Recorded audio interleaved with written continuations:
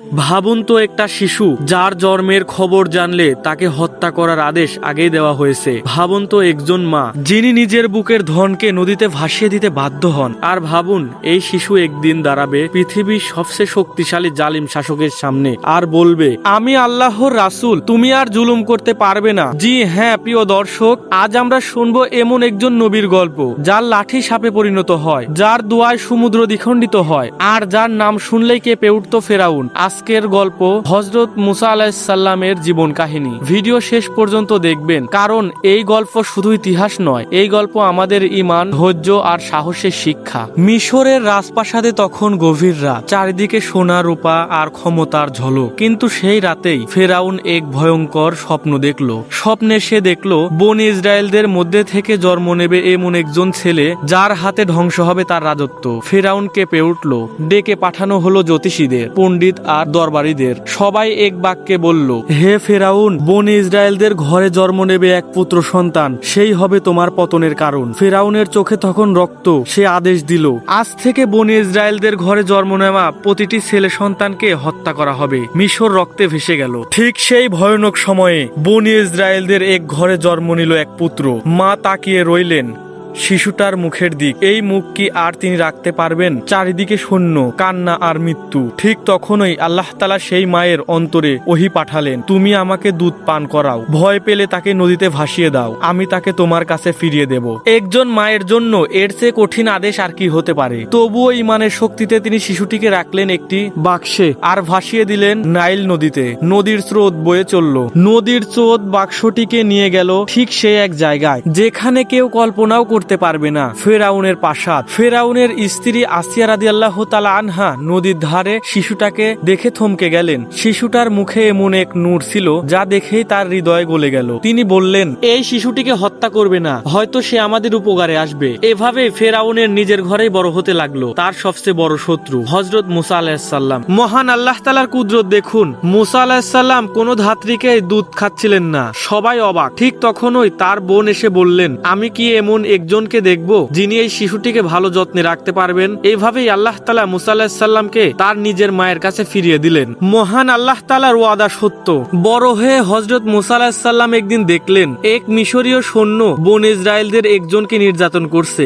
রাগে তিনি এক ঘুষি মারলেন, কিন্তু সেই ঘুষিতেই লোকটি মারা গেল। মুসা আলাইহিস সালাম আতঙ্কিত হলেন। খবর পৌঁছে গেল ফেরাউনের কাছে। আদেশ এলো, মুসাকে হত্যা করো। রাতের অন্ধকারে মুসা আলাইহিস সালাম মিশর ছেড়ে পালিয়ে গেলেন। দীর্ঘ পথ, ক্ষুধা, ক্লান্তি আর একাকিত্ব।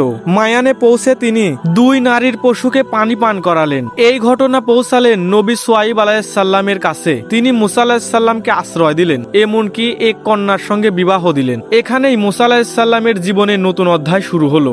এক অন্ধকার রাতে তুর পাহাড়ে আগুন দেখতে গিয়ে আল্লাহ তাআলা সরাসরি কথা বললেন হযরত মুসা আলাইহিস সালামের সাথে, হে মুসা, আমি আল্লাহ, তুমি আমার রাসূল। লাঠি সাপে পরিণত হলো, হাত নূরে ভরে গেল। মিশন শুরু হলো, ফেরাউনের কাছে ফিরে যাও। হযরত মুসা আলাইহিস সালাম যখন তুর পাহাড় থেকে ফিরলেন, তার হৃদয় তখন একসাথে ভয় আর দৃষ্টতা। ভয় কারণ সামনে পৃথিবীর সবচেয়ে নিষ্ঠুর শাসক, দৃষ্টতার কারণ তার সাথে আছে রব্বুল আলামিন। আল্লাহ তাআলা বলেন, হে মুসা, তুমিও তোমার ভাই হারুন নরম ভাষায় ফেরাউনের কাছে কথা বলবে। কিন্তু ফেরাউন কি নরম ছিল? হযরত মুসা আলাইহিস সালাম দরবারে দাঁড়িয়ে বললেন, হে ফেরাউন, আমি আল্লাহ তাআলার প্রেরিত রাসূল, বনি ইসরায়েলদেরকে মুক্ত করে দাও। দরবারের নীরবতা নেমে এলো। হঠাৎ ফেরাউন হেসে উঠল, এই লোকটাই নাকি আমার পতনের কারণ? আমি কি তোমাকে ছোটবেলায় লালন পালন করিনি? মুসা আলাইহিস সালাম নির্ভীক কণ্ঠে উত্তর দিলেন, তুমি আমাকে আশ্রয় দিয়েছিলে, কিন্তু তুমি জাতির ওপর জুলুম করেছো।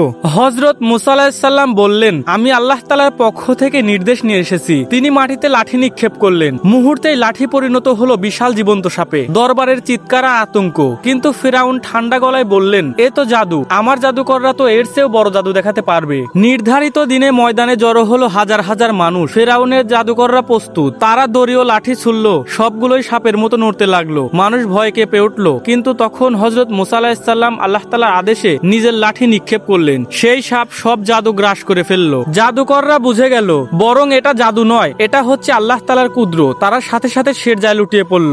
আমরা মুসা ও হারুনের রবের উপরেই ঈমান আনলাম। ফেরাউন পাগলের মতো চিৎকার করলো। ফেরাউন বলল, তোমরা আমার অনুমতি ছাড়া ঈমান এনেছো?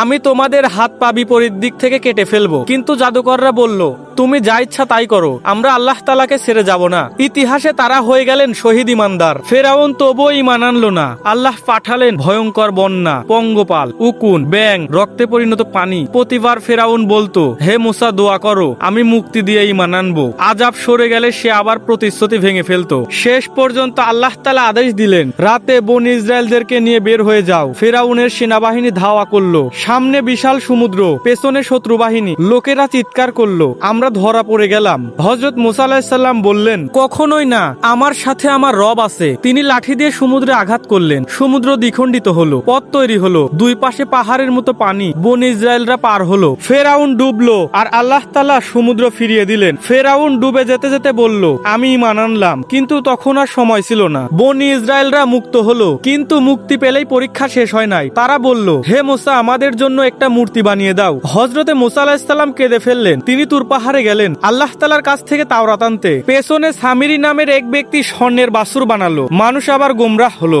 হযরতে মুসা আলাইহিস সালাম ফিরে এসে দেখলেন জাতি আবার পথভ্রষ্ট। তিনি আল্লাহ তাআলার আদেশে তাদের তওবার পথে আনলেন। শেষ জীবনে তিনি বললেন, আল্লাহ তাআলার উপর ভরসা রাখো, ধৈর্য ধরো, আর জুলুমের সামনে মাথা নত করো না। প্রিয় দর্শক, মুসা আলাইহিস সালাম আমাদের শিখিয়ে গেছেন সত্যের পথে একা হলেও দাঁড়াতে হবে। আল্লাহ তাআলার সাহায্য কখনো দেরি করে না। জুলুম যত বড়ই হোক, পতন অপরিহার্য।